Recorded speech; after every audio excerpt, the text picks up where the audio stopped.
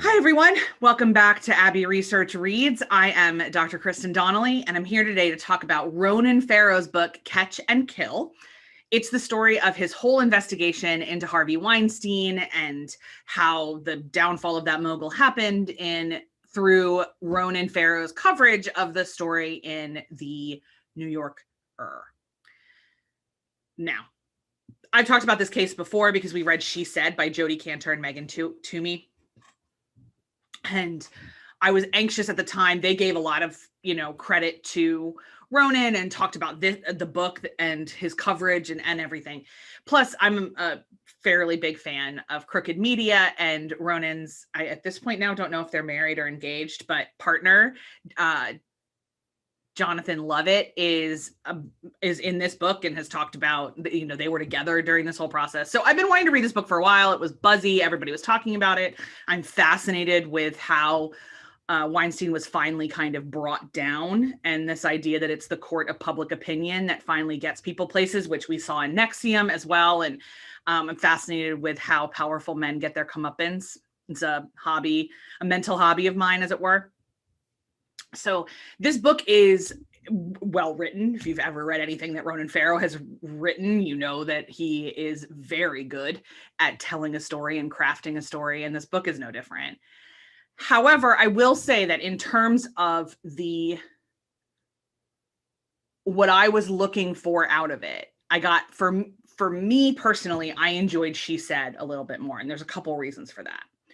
One is that there is a different tenor of a man, even a man who is a sibling of somebody who is a sexual assault survivor, or a gay man who has been raised almost exclusively by women. That dynamic that he brings in is powerful for sure. I'm not going to say that it's not, but he's not a woman. And that kind of, the entire tone of the two books were different. Additionally, She Said was very, very survivor centric, and this book was not, for a host of reasons, including that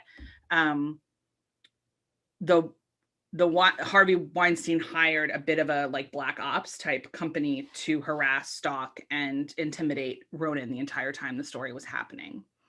And so this story is a lot more about Ronan's particular journey through this process, which makes it incredibly valuable. The amount of trouble he had to go to make sure that the truth came out, the number of times he could have walked away, the number of times that he, in retrospect, learned that he was in grave danger for reporting this, the way that NBC, which was his employer at the time and actually asked him to start investigating it, the ways they shut it down. And we now, we can connect some dots that perhaps it's because they were facing allegations from Matt Lauer at the time. And, he then goes on to kind of tell us that his next investigation is going to be into CBS. And as we sit here now in 2021, it was successful. Les Moonves, who was the chairman of CBS at the time that Ronan started his investigation, is no longer, because partially due to Ronan's investigation into numerous claims against him. Les Moonves. So there's a lot of kind of insider baseball nuts and bolts of what reporting looks like, what fact checking looks like, what nurturing sources looks like, how you go back and forth on reporting a really, really difficult story. And that was great. But if you're going to read any book and you're only going to read one, I'd actually say read She Said, like I said, because it's a lot more about the emotions of the survivors. And